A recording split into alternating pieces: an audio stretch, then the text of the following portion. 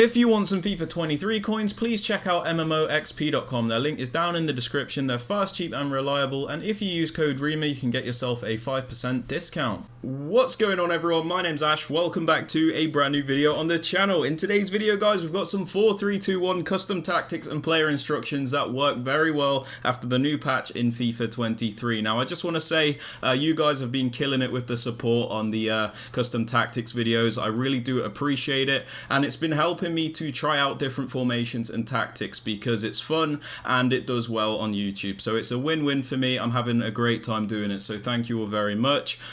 Let's get right into this though, guys. So for defensive style, I like to use balance. That's because EA did nerf the pressure tactics ever so slightly in the update. You have like a bigger stamina drain now, so your players get more tired, and besides, I like using balanced anyway because I like to press when I want to press and I want to drop off when I want to drop off, so having it unbalanced allows me to do that.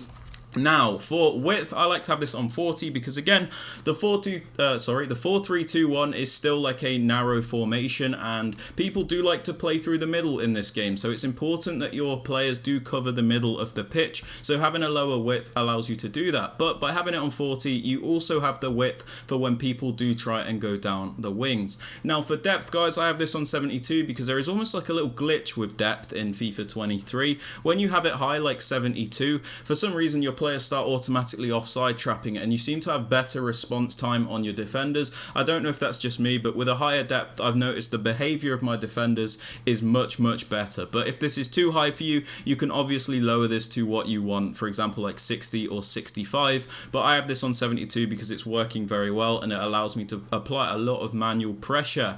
Now, for offensive tactics, guys, I like to have build-up play on balance because I think fast build-up is a little bit too quick. When you're playing against a competent player, fast build-up can actually hinder your performance instead of improving it. So having it unbalanced allows you to be slower when you need to be slower and be quicker when you need to be quicker.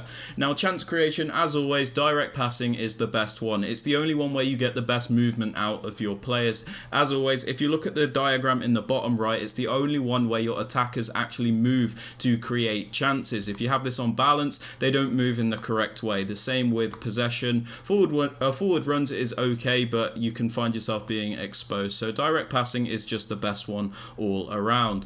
Now, for attacking width, you'd like to attack a little bit wider than you defend, so I have this on 45 because, again, it's still quite narrow, but you also have that natural width that you need in any formation.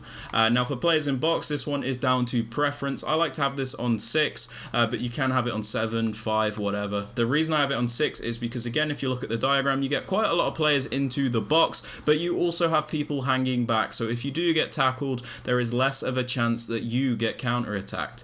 Corners and free kicks are also down to preference. I just have these on 2 because, again, I don't like being counter-attacked, but you guys could have this on 5 if you want. It doesn't make much of a difference. Now, for the players you want to use, guys, there has obviously been a change with the new lengthy update in FIFA 23 where explosive players and control players are a lot better than they were. So your wide players, you want them to be very good on the ball. Ideally explosive because you get the best pace boost out of these players. You also want them to be agile and quick and good on the ball because they're your wide players, they're your creative players, and it's very important for this formation to click. Your striker, I just have somebody like Ronaldo, somebody with a high-low work rate, somebody with a high attacking work rate because they make the best attacking runs, and this is very important. Make sure your front 3 are as good as they can be. Now, for your 3 midfielders, this might look a little weird, but the 2 right-hand players, so Patrick Vieira and Renato Sanchez, they need to be like more defensive players, if you get what I'm saying, and we'll show you this in the player instructions.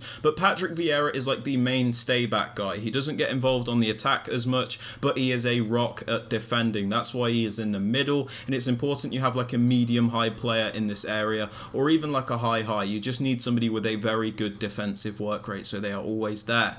Now, your right centre mid, again, it's important that you have like a high work rate player. player because they're good at attacking, good at defending, good at everything basically. It helps this formation click a lot better because there are better, more natural transitions. Now your left centre mid, as you'll see, I have Diogo Jota here. You want a more attacking player in this role because again, the player instructions will clarify this, but it's important that if you have an attacking player here, they have a high work rate because again, it's important for the transition from defense to attack and attack to defense. It's important that you have the high work rate. Now, the fullbacks, I actually like having players that are good on the ball. So Ashraf Hakimi and Theo Hernandez. If you want more defensive fullbacks, you can go ahead, but I like having players that are good on the ball because they contribute to my attacking plays, which I'm going to show you now. Now, for player instructions, guys, on your striker, I suggest having stay central, get in behind. This is because you don't need him drifting off to the wings because you've got your left forward, right forward, and as I'm going to show you, your centre mids and your fullbacks for that. So you just need your striker to stay central, stay in position, finish your chances, and get in behind to finish off these chances.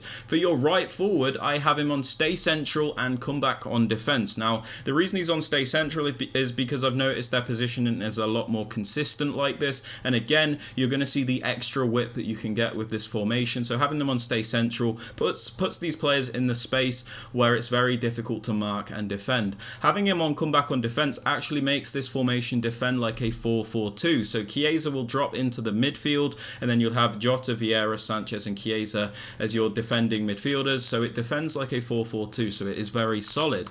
For your left forward, just have them on stay central because again, stay central keeps them in that reliable position, a very difficult position to mark. And again, when we need extra width, we've got the players to do that. Now, for your most defensive centre mid, put them in the middle. So mine is Patrick Vieira. He is a rock at defending. He has very good defending stats, and I just have him on stay back while attacking and cover centre because again, a lot of people like to play through the middle, so it's important that you cover this area, and it's important that you have your best defensive player here because they're not going to contribute too much on the attack. You want your best defensive player here. On the right hand side, you want like a box-to-box player with a high work rate, and I've got Renato Sanchez, so he's very good at getting up and down the pitch, and I just have him on cover centre because again, I don't want him drifting off to the wings because I need him to cover that central position when defending because people like to play through the middle. Now, for your left centre mid, I actually suggest having like an attacker here. Mine is Diogo Jota, and the reason for this is because they act as an extra attacker when you are going forward. So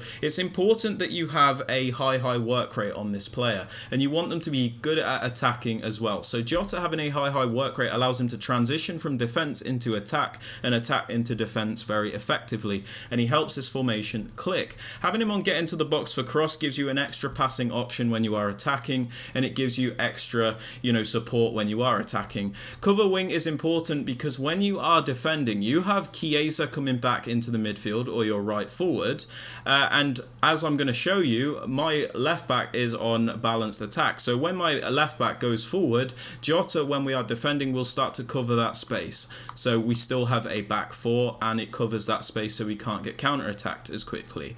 Now, moving on to the left back, as I've just shown you, Theo Hernandez is on balanced attack and overlap. This is to give you extra width when you are attacking and break down these park the bus players. It is very important that you have extra width in this formation. Otherwise, if you're playing against a decent player, it's very hard to create chances. So having a player like Theo Hernandez is very good because it gives you that extra width. Now, for my right back, I have him on stay back while attacking, and it's not because I just want to defend with him, but it gives you extra defensive support. And when you do want to attack with this player, you can always just trigger a run with them. So it's important to at least always have like 3 players back. Otherwise, it's too easy for your opponent to just play in behind. So it's very effective if you use these custom tactics and player instructions, guys. Please give them a go and let me know what you think of them. But yeah, that is everything for the video, guys. If you have enjoyed it, I'd very much appreciate it if you could drop it a thumbs up. Subscribe to the channel if you are new so you never miss out on any videos like this one. And don't forget to turn on notifications so you are notified when a video is posted. And with all that aside, guys, I hope you have a fantastic rest of your day, and I will catch you all later. Peace.